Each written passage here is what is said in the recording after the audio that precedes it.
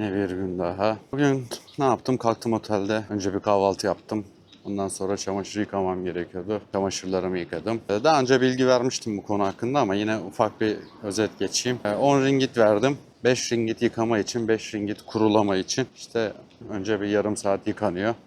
Yıkandıktan sonra hemen üstündeki kurutma makinesine atıyorsun. Toplamda 80 liraya yıkayıp kurutup alıyorsun. Toplamda 1 saat sürüyor. Güzel. Yani en azından bu tip yolculuklarda çok çok önemli. Onun haricinde şimdi saat 3. Şu anda aslında aç değilim ama yarın için bilet aldım. Yarın Allah nasip ederse İstanbul'a döneceğim. Biraz hızlı karar verdim. Biraz acele ediyor da olabilirim. Biraz daha bekleseydim belki çok daha farklı olabilirdi. Ama yani bunun ayıbı yok, para bitti. Heh, geldi bak, geldi. Where is Selo? I go to Halak Express. Uyuyor. Sleep. Sleep. Sleep. I go to Halak. Okay. I will go to Malaysian restaurant. See you. Evet, çok güzel ya. Yani ilk kez böyle insanlarla tanışıyorum. O konuda da şunu söyleyeceğim. Ben yani en azından Türkiye'de bunun böyle olduğunu düşünüyorum. Biz tutucu bir milletiz. Ben çocukluk arkadaşlarımın haricinde arkadaş edinemedim. İşte doğduk, büyüdük. İşte çocukken kimlerle tanıştıysak ya da okulda kimlerle tanıştıysak ya da komşularımız. Onun haricinde böyle bir arkadaş edinme durumum olmadı. Hep aynı kişilerle hayatımı devam ettirdim. Ama sonradan şunu düşünmeye başladım. Demek ki dedim hani böyle 25-30'dan sonra yeni insanlarla tanışılmıyor. İşte samimi olunmuyor vesaire diye düşünmeye başlamıştım. Ama bu yolculukta gördüm ki öyle değil. O tamamen yaşam tarzıyla alakalı. Tamamen olduğunuz yerle ilgili. Otelde tanıştığım insanlarla samimi oldum. Ondan sonra tekrar görüştük. Başka şeyler oldu. Kuala Lumpur'da video çekerken işte Türk forması vardı. İşte biriyle tanıştık. Özgür abiyle onunla görüştük. Evine gittim. İşte beraber vakit geçirdik. Fazla eşyalarım vardı. Gereksiz getirdiğim eşyalarım vardı. Ona bıraktım. Onları da alamıyorum şu anda. Fakat işte bir saat önce beni aradı. Kardeşim ben Türkiye'ye gidiyorum 10 günlüğüne. İşte ufak bir tatil yapacağım dedi. Açıkçası söylemeye utandım. Hani şey demem gerekiyor. Abi ben gelip alamadım eşyalarımı. Hani eğer çantanda yer varsa koy, Türkiye'de ben alırım senden diyeceğim de nasıl diyeceğim bilmiyorum. Bakacağım ona da. Ama yeni insanlarla tanışıp yeni insanlarla bir şeyler paylaşmak, onlara güvenebilmek çok güzel. Hiçbir problem yaşamadım.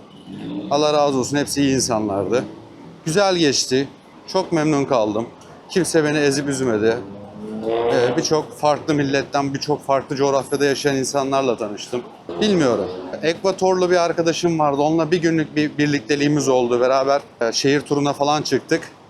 Yani sadece bir gün görüştük. Ertesi gün o ayrıldı buradan. Mesela Instagram'dan fotoğraf paylaşmış. Baktım fotoğrafa. Ya dedim burası Türkiye. Hemen mesaj attım neredesin diye. Türkiye'deyim dedi. Taksim dedi orası. Yani görüşüyoruz. Görüşmeye devam edeceğiz. Az veya çok, iyi veya kötü. Niye?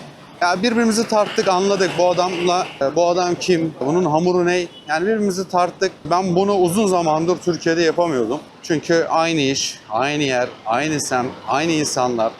Yani yeni insanlara ihtiyaç duymuyorsun aslında. Aslında bence problem o. Yeni insanlara ihtiyaç duymuyorsun. Zaten bir çevren var. Bu çok başka bir şey. Ve çok güzel. Herkese de tavsiye ederim açıkçası. Sadece hani yurt dışı için değil, normalde de insanlarla tanışın. Selam verin, selam alın. Özellikle sürekli gördüğünüz insanlarla iletişime geçin. Benim böyle bir körelmem vardı. Yani yeni insanlarla tanışma konusunda bir körelmem vardı ama onu aşmış oldum ve bu çok güzel benim için. Allah nasip ederse yarın sabah erkenden kalkıp havalimanına gideceğim. Katar Hava Yolları ile gidiyorum. Önce Doha'ya. Doha'da bir buçuk saat aktarma süresi var ama o zaten indi bindiyle geçiyor. Aslında çok da bir süre yok. Oradan Sabiha Gökçen'e gideceğim. Ailem dönme niyetinde olduğumu biliyor. Bilet baktığımı biliyor ama ne zaman döneceğimi bilmiyor. Söylemedim. Çünkü bir insanı beklemek çok zor oluyor. Söylemedim. Gidip direkt kapıyı çalıp gireceğim içeri. Hem sürpriz yapmış olacağım hem de insanları bekletmemiş olacağım. Böylesi çok daha iyi. Şimdi ne yapıyorum? Madem son günüm bugün, bir daha yiyemeyeceğim birçok şey var. Bir daha tadına bakamayacağım birçok şey var. Yani bunu şey gibi düşünün. Ya burası çok uzak. Buraya evet gelmek istiyorum ama gelemeyebilirim. Bunu şöyle düşünün. Bir insan işte ölmeden önceki son isteği gibi düşünebilirsiniz. Çünkü hemen hemen aynı bir durum. Ben bir daha Malezya'ya gelip buraları görebilecek miyim sanmıyorum. Bilmiyorum. Umarım gelirim. İnşallah gelebilirim. İstiyorum. Çok beğendim ama gelemeyebilirim. O yüzden sevdiğim ya da tekrar yemek istediğim şeylerden yemek istedim. O yüzden bir Malay restoranına gidiyorum. Malay değilmiş aslında. Demin motorla gelen arkadaşım söyledi. Malaysian Chinese. Yani şöyle Çinli ama Müslüman bir restoranmış. Yani aslında Çin restoranıymış ama Müslüman olduğu için Malay yemeklerini de yapıyormuş. Ama yemek Malay yemeği. Çin yemeği değilmiş. Öyle dedi. Belki o da yanılıyor olabilir. Emin değilim. Çünkü menüde hep Çince'de yazıyor. Emin değilim ama çok güzel. Ben daha önce bunu yedim. Kimle yedim? Şorş abiyle yedim. Suriyeli abiyle. Olay ne? Et, işte makarna, karışık. İşte aynı zamanda çorba gibi. Çok seviyorum. Bir kere yedim ama çok sevdim. Bir daha yemek nasip olmaz diye tekrar gidiyorum oraya. Evet yani buralar hep aynı yerler, hep şey diyebilirsiniz ama kaldığım otel belli, gelinen hani yerler belli. O yüzden mecbur aynı yerlere dolaşmak zorundayız. Yani şu an gittiğim restoran her zaman geçtiğim bir cadde. Yolun devamı, sonu Bukit Bintang merkezi. İşte AVM'lerin olduğu, McDonald's'ın olduğu yer. Pakistan restoranı ziyafet çok seviyorum. Çok sevdiğim bir yer. Daha önce de geldik. Ama benim şu an gittiğim yer hemen şuradaki kırmızı tabelanın olduğu yer. Orada beef mix noodle yiyeceğim. Çok aç değilim inanın. Ama sırf bir daha yiyemem diye yiyorum. Çünkü akşam için de başka yemek istediğim şeyler var. Evet. Mi Tarık, Zang Lala Mi Tarık.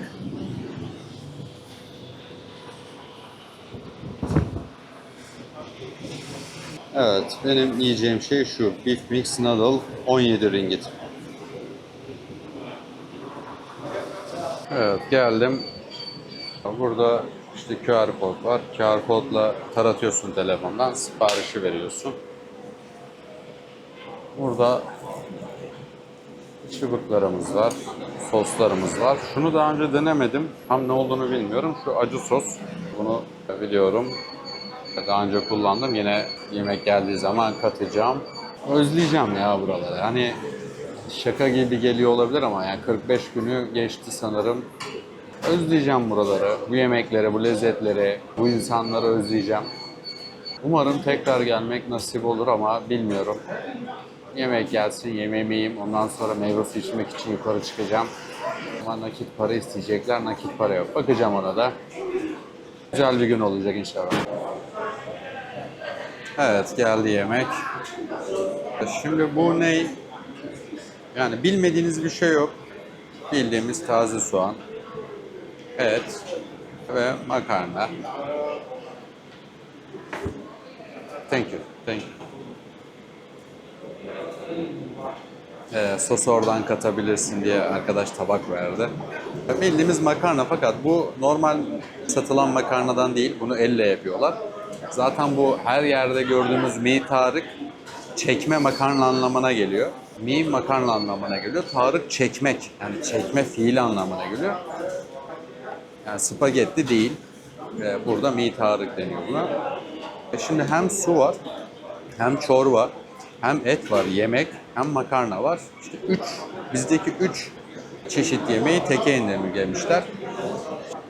Tek elle açabilecek miyim? Açamıyorum. Evet. Bu yani çok dikkatli kullanılması gereken bir acı sos. İçinde susam var ve yoğun miktarda kırmızı biber var. Yani mümkün oldukça suyundan, çünkü gerçekten yakıcı bir acısı var. O yüzden kararını iyi tutturmak lazım. Şöyle biraz deninden, biraz suyundan. Biraz daha. Evet, şimdilik yeter. Duruma göre ilave edebilirim. Karıştırıyorum. Acısı da almasın. Thank you. Evet, içecek de geldi. Burada garipseyeceğiniz bir şey, yanılmıyorsam şu. Bence bu işkembe. Daha önce de görmüştüm. Bence işkembe. İşkembeye benziyor. Ne alaka bilmiyorum. Gördüğünüz gibi yani 2-3 kaşık böyle az koydum ama biber hemen kendini belli etti. Ve çok açım. Normalde aç değildim ama işte yemek önüne gelince insan acıkıyor. Gerçekten çok güzel.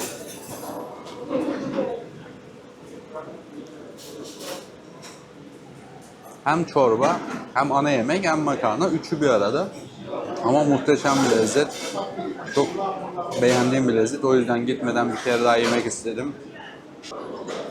Ama kamera çekimi yaparken bunu yiyemeyeceğim. Çünkü şey kullanmam gerekiyor. Çubuk kullanmam gerekiyor. Biraz elim ayağıma dolaşıyor. Biraz acemiyim. Evet. Çorba içer gibi önce suyunu içiyorsun. Neden? Çünkü öbür türlü damlıyor. Şimdi bu çubukları pek kullanmayı beceremiyorum ama normal spagettiden, normal makarnadan çok daha lezzetli olduğunu söyleyebilirim.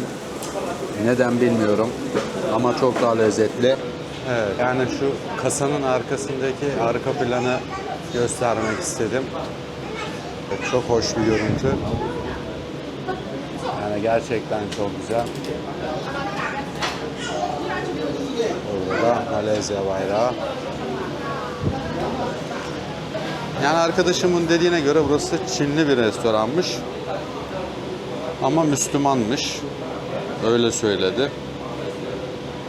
Hem Malay yemekleri var, hem Çin yemekleri var. Çok beğendiğim bir yer. Tabelası da bu. Yani zaten ülkenin yarısında bu Mi Tarık yazısını görürsünüz. Burada çok meşhur. Bu işte spagetti dediğimiz ya da bizim makarna dediğimiz ama burada Mi Tarık diyorlar. Anlam olarak da çekme makarna anlamına geliyor ve evet, bir bitmediniz